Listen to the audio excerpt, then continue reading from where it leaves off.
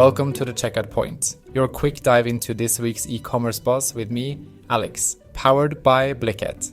These 20 minutes pack the latest trends, news, and insights. Let's navigate the digital marketplace together. Ready? Let's go!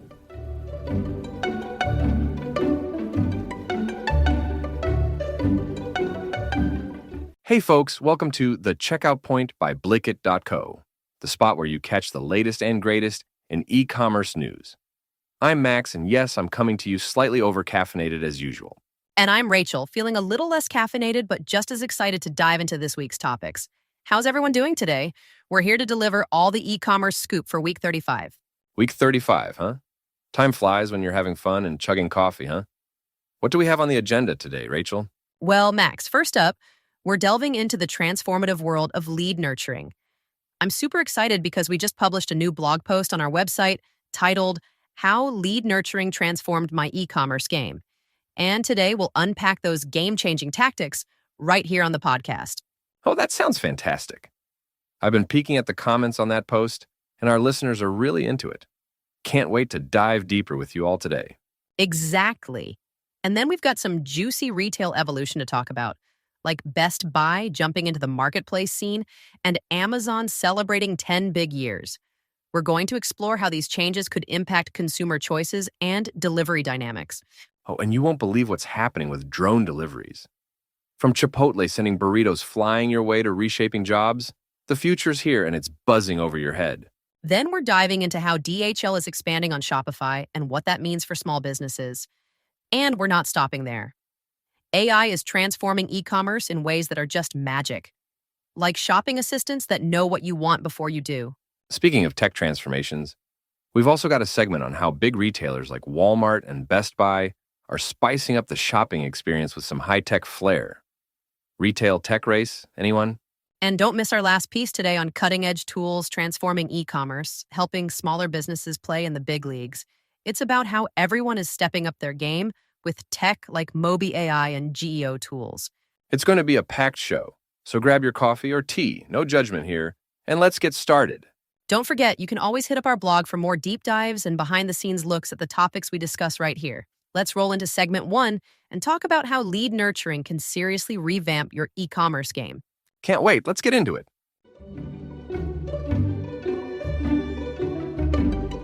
Hey, Rachel. You know how we've always talked about the power of really understanding and using your email list? Well, I think it's time we dive into that awesome blog post we just published over at Blicket.co about how lead nurturing completely changed the game for our e-commerce efforts. Oh, absolutely, Max. It's called How Lead Nurturing Transformed My E-Commerce Game. And I think everyone who's running an online business or thinking about it has something to gain from giving it a read. There's just so much untapped potential in those email lists. Right. The post starts off talking about this common misconception, which I'm sure a lot of us have had, where you think of your email list just for sending out big sale announcements or maybe a lonely little "we miss you" email. Yeah, and what's really cool about the post is how it breaks down that myth. It shows that your email list isn't just a tool for direct sales. It's actually one of your best avenues for nurturing leads. One of the key points it discusses is the idea of segmenting your audience, which sounds a bit techy, but is super powerful. Absolutely, segmenting lets you personalize the content. So instead of blasting everyone with the same, hey, 20% off everything, you tailor messages based on their behavior and preferences. That way, someone who just browsed but didn't buy gets a different message from someone who put items in their cart but then abandoned it. That's spot on. And speaking of tailored content, another major point the post hits is about timing and automation. The idea of setting up emails that trigger based on specific actions customers take, so you're always in touch at just the right moment. Not too pushy, just right there with a helpful nudge. It's kind of like being a thoughtful shop owner who knows their customers by name and can anticipate what they might need. Makes the whole shopping experience feel a lot more personalized and caring. Yeah, and that not only boosts sales, but really builds loyalty. I think my favorite takeaway from the blog post, and this is something a lot of our listeners can relate to, is how this approach turned a stagnant email list into a dynamic tool that actively contributes to growing an e-commerce business. Absolutely. And for anyone listening who thinks this might be too complex or technical, The post gives some really practical tips and strategies to start with. It's written in a very accessible way. Definitely. Whether you're completely new to this or you've been running your shop for years, there's something in there for you. So head over to blicket.co and check out How Lead Nurturing Transformed My E-commerce Game. I think you'll find it's well worth your time. And honestly, it might just change your game too. Couldn't agree more, Rachel. Lead nurturing isn't just a buzzword. It's a real strategy that we've seen work wonders.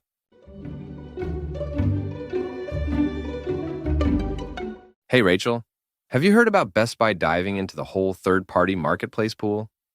Kind of like when everyone was trying to make their own version of slime a few years back, right? Oh, absolutely, Max.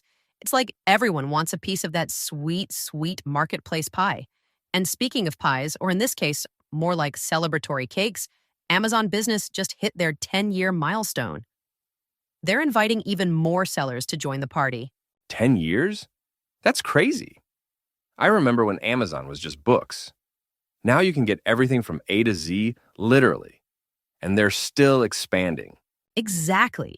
And I find it super intriguing how these big names like Amazon and Best Buy are constantly evolving. But here's what I'm wondering. How does Best Buy's entry change the game for the average consumer, do you think? Good question. On one hand, it's super cool because more competition usually means better deals and more options for folks like us. You need a new gadget, a tech toy, sports memorabilia, they've got it. Right, but I'm not entirely convinced it'll be smooth sailing. Remember what we talked about in the last segment with the Blicket blog about nurturing leads? Best Buy will need to really nurture these new relationships with both sellers and customers if they want to make this work. Totally, Rachel. It's all about building that trust. And it isn't just about having a variety of options, but also about how they handle the whole customer experience. Which brings us to, speaking of deliveries. You're segueing into our next segment, aren't you, about those shipping and delivery innovations? You betcha. It's all interconnected. With Best Buy and Amazon ramping up their marketplaces, there's going to be a ton more shipments flying around. And, not to spoil too much, but there are some bumps in that road, especially around Chicago, as we'll dive into next. Oh, interesting. And with the upcoming holiday season, those systems are going to be tested like never before. It's one thing to sell a ton of cool stuff, but getting it to your doorstep on time, that's where the real challenge lies. For sure. Every time I order something, I'm like a kid waiting for the ice cream truck. When it's late, the disappointment is real. Exactly, Max. And let's hope these companies have some strong plans in place to keep us all happy. Or at least not grumpy when our packages are supposed to arrive. No one wants to mess with Grumpy Max waiting on his new guitar from Best Buy's new marketplace. Definitely not. I'd love to see that. But for now, let's just cross our fingers and hope the marketplace evolution plays nice with the shipping revolution.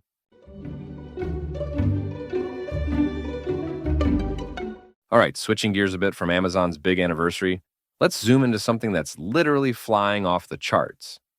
I'm talking about Chipotle testing drone food delivery with Zipline.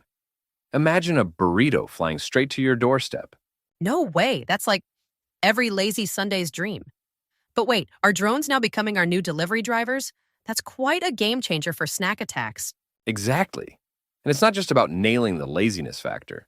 It's super cool because, it potentially speeds up delivery times, cuts down on road traffic, which is a huge plus for the environment. And honestly, it's just futuristic and fun. That's true, Max, but here's what I'm wondering. How does it actually work in, say, different weather conditions?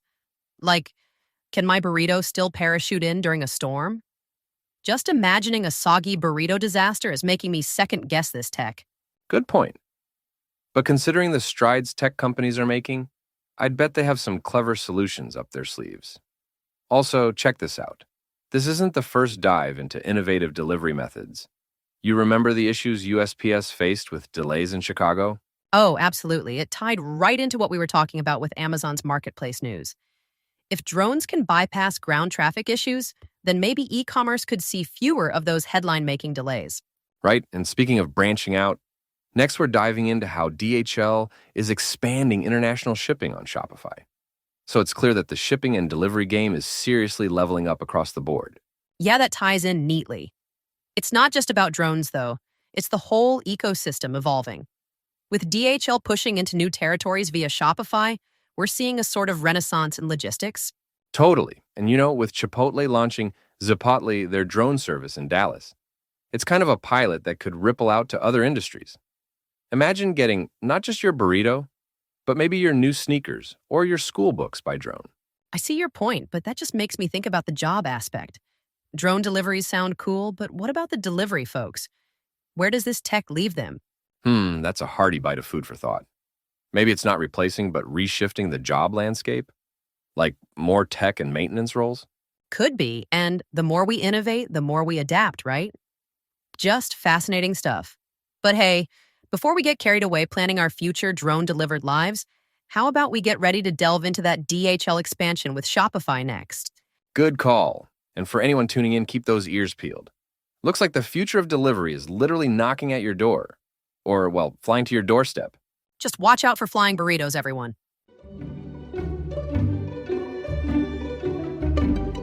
So hopping right off our chat about the recent shipping woes with the USPS, it's like everyone in e-commerce is trying to zip past these delivery snags. And speaking of zipping right through, DHL is making a splashy move on Shopify. They're ramping up their international shipping services for US merchants. Oh, I was just thinking about how that ties in. With all the delays reported, having more options is like finding an extra exit when the highway's jammed. But Max, how do you think this DHL expansion will change the game for small businesses using Shopify? It's a total game changer, Rachel. Imagine you're a small shop online. Your horizons aren't just the next state over anymore. They're like the whole world. With DHL stepping up, it's going to get a lot easier to send your goodies globally. Super cool, right? That sounds promising, but here's what I'm wondering. With big names like DHL getting more involved, do small business owners need to worry about costs?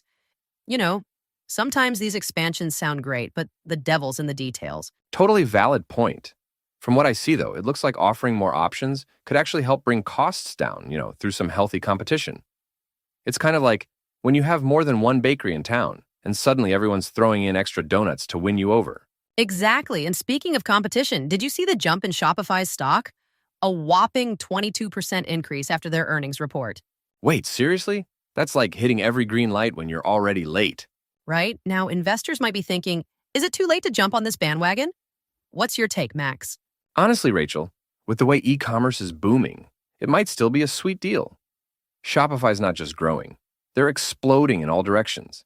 They're not just riding the wave. They're making it.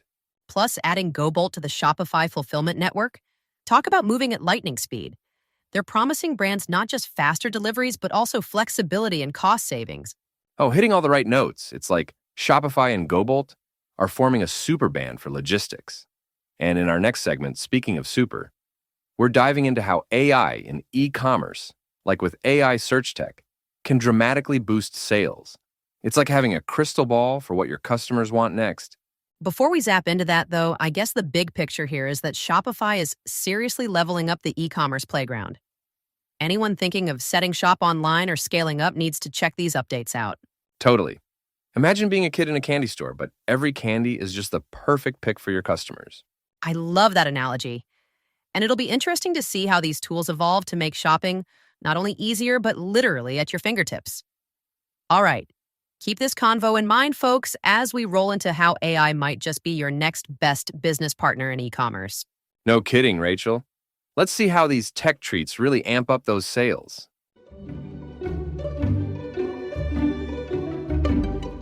All right, shifting gears a bit from our chat on Shopify and DHL, let's dive into something that seems to be revolutionizing the way we shop online. I'm talking about AI in e-commerce. It's like every time I blink, there's a new AI tool popping up. Exactly. It's like magic, isn't it? AI is definitely not just a backstage helper anymore. It's becoming the star of the show. For instance, I was just reading about how AI search functions are seriously powering up how customers find products, which can massively drive sales and boost conversions. Totally. It's a game changer. Imagine this. Instead of typing red shoes and sifting through hundreds of somewhat relevant results, the AI actually understands what you're looking for. It might even suggest a pair you glanced at last week, but forgot to add to your cart. Super cool, right? Oh, absolutely. But here's what I'm wondering. How do you think this AI magic handles the real curveballs? Like when you type something really vague, Good point. It's like, if I type in gift for 12-year-old that loves science, The AI's got to be smart enough to throw out some science kits or the latest STEM toys instead of just a random assortment of preteen books. Exactly. And speaking of getting smarter, Amazon's upping the AI ante in their marketplace. They've introduced an AI assistant that's not just about searching. It's about enhancing the full shopping experience. Right? Say goodbye to endless browsing and hello to hassle-free shopping. It's not just futuristic, it's happening right now. Now, on that note, since we're talking AI and e-commerce, how does this flow into what's coming next with our bigger retailers? Oh, great segue. After we wrap up here, we're jumping into how stores like Walmart and Target are planning to integrate AI in their strategies. It's all part of this massive digital transformation hitting retail. Sounds a bit like everyone's getting on the AI train, but remember how we just talked about DHL expanding on Shopify? It's fascinating how AI isn't just changing things in big retail. It's embedding deeper into the whole e-commerce spectrum, affecting everything from shipping to the user checkout experience. Totally, and here's the kicker. Businesses are really leaning into this tech, not just to keep up with the Joneses, but because it's reshaping how we predict sales, manage inventories, and interact with customers. It's like every aspect of online shopping is getting an AI-powered facelift. And honestly, Max, it makes me a bit skeptical. I mean, how much can we rely on machines to understand human nuances in shopping? There's a lot that can go right, but also a bit that could go not so right. Absolutely a fair point. And it'll be interesting to see how AI adapts to those very human quirks. AI in retail. It's not just science fiction. It's shopping made sci-fi realness. Well put, Max. I guess we'll keep an eye on this and see where the future of shopping is headed. Powered by none other than AI. You got it. And speaking of future, let's not forget to tune into our next segment, where we'll decode how major retailers are tackling their digital transformations. If you thought today's chat was exciting, just wait until we uncover what's next.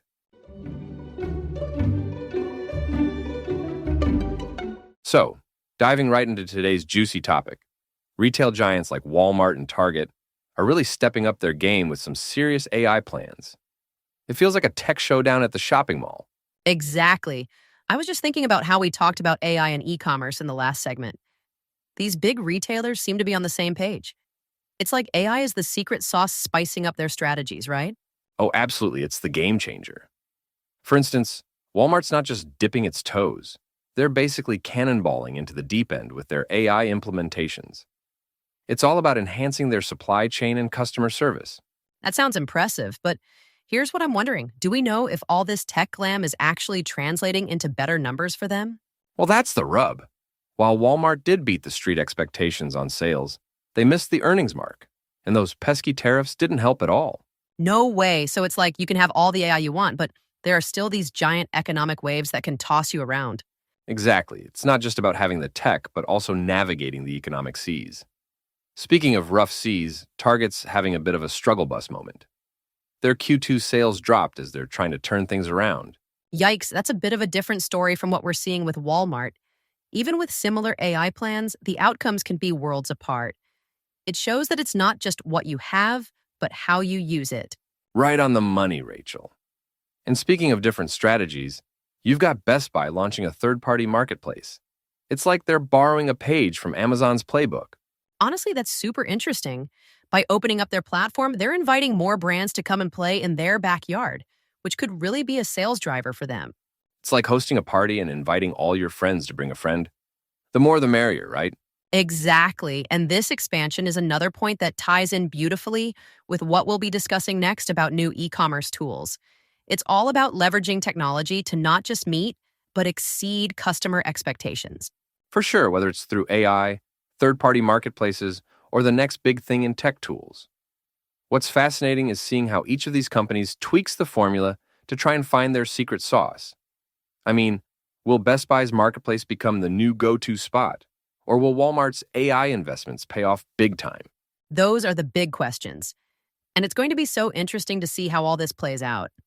Retail might not be everyone's cup of tea, but throw in some cutting-edge technology, and suddenly it's like watching a thrilling sports match. Who knew shopping could be so techy and exciting, right? Now, that's something to put in your cart and check out. But hey, speaking of techie, our next segment about the latest e-commerce tools will definitely be something to tune into as well. Can't wait for that one, Max. The world of e-commerce is always full of surprises.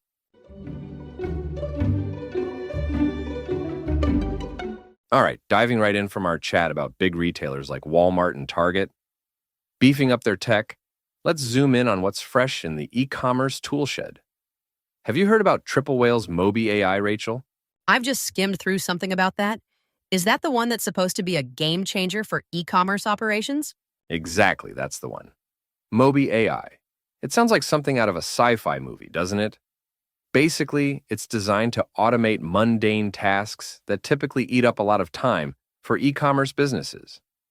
Think of it as your behind-the-scenes superhero, zapping through repetitive jobs. Wait, so it's kind of like having a virtual assistant that doesn't complain about coffee quality or the temperature in the office? I might need one of those at home. Right, but moving on, there's also some cool developments on the content front.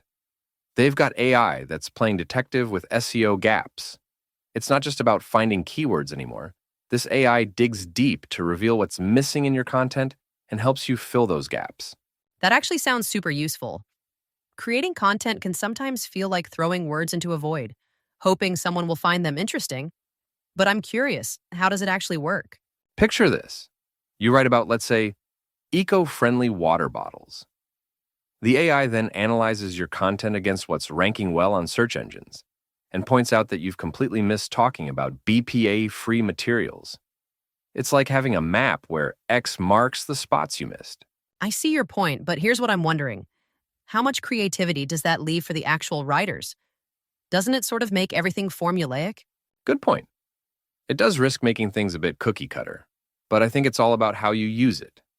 It's a tool, not the entire toolbox. You can be super creative with your insights and stories, and just let the AI handle the heavy SEO lifting. Speaking of tools, did you catch the bit about GEO tools for SMBs? Oh yes, if we're talking about leveling the playing field, those GEO tools are like giving a megaphone to the little guys at a rock concert. I like that analogy. They basically help small and medium businesses geo-target their audience more effectively, right? So your local bakery can really focus on sweet-talking the neighborhood. Absolutely, and that local focus can massively boost relevance and, ultimately sales. It ties back nicely to what Walmart and Target are doing, but on a scale that's approachable for smaller outfits. It kind of demystifies the whole digital transformation thing, making it more attainable. Not every business can deploy AI like the retail giants, but these tools seem like a step in the right direction. Totally. It's like not everyone needs to be a tech wizard, but having the right wand can certainly work some magic. By the way, have you thought about experimenting with any of these tools for your side projects? Honestly, the SEO detective tool has caught my eye. I might play around with it to see how it can jazz up my blog without making it sound like it's written by a robot. Let me know how that goes. I'd love to hear if it's as helpful as it promises or if you end up missing the human touch in your writing. Will do. It's all about finding that sweet spot between tech help and personal flair.